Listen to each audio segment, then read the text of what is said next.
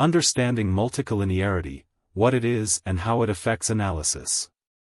When conducting statistical analysis, particularly in fields like economics, social sciences, and finance, the concept of multicollinearity becomes central for accurate inference. In a nutshell, multicollinearity refers to the correlation between two or more independent variables in a multiple regression model, which can obfuscate the individual effect of each variable on the dependent variable. What is multicollinearity? Multicollinearity implies that some of the independent variables in a model are linearly related, resulting in unstable estimates of regression coefficients. When multicollinearity is present, it can lead to inflated standard errors, which in turn increases the width of confidence intervals. This inflation reduces the reliability of hypothesis testing, making it difficult to ascertain which variables significantly contribute to the prediction of the dependent variable. In investment analysis, this phenomenon often distorts the interpretation of technical indicators, leading to potentially misguided investment decisions. Key takeaways. Definition: multicollinearity occurs when independent variables are highly correlated. Measurement: it can be measured using the variance inflation factor, VIF.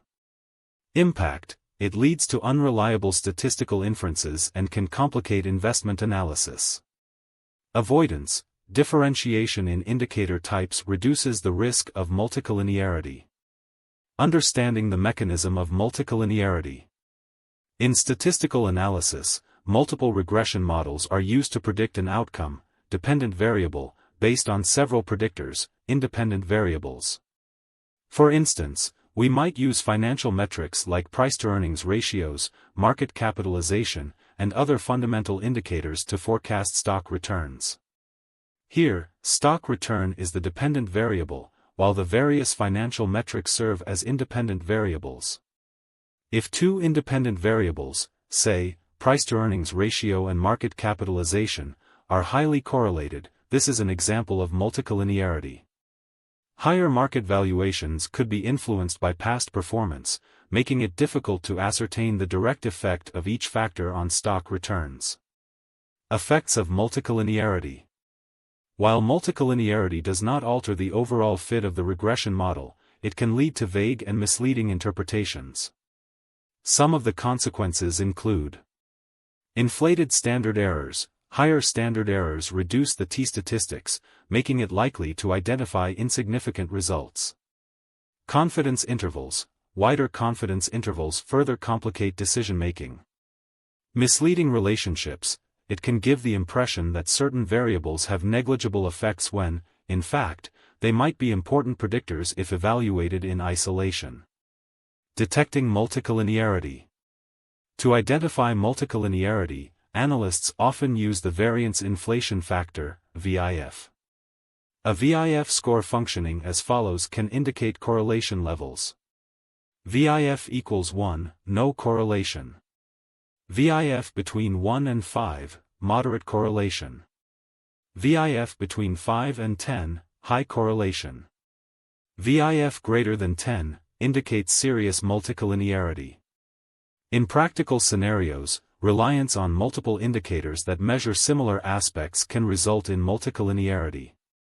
Visuals like trading charts can reveal how similarly the indicators graphically represent trends. Types of multicollinearity. 1. Perfect multicollinearity.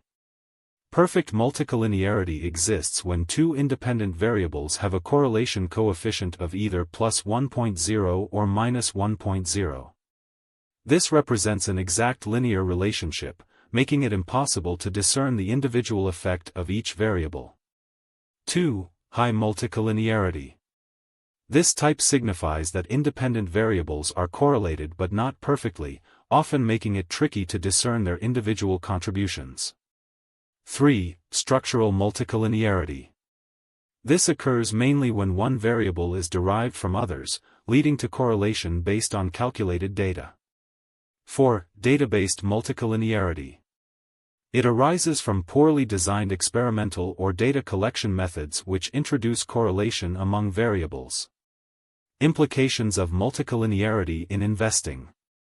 For investors performing technical analysis, avoiding multicollinearity means steering clear of using multiple similar indicators.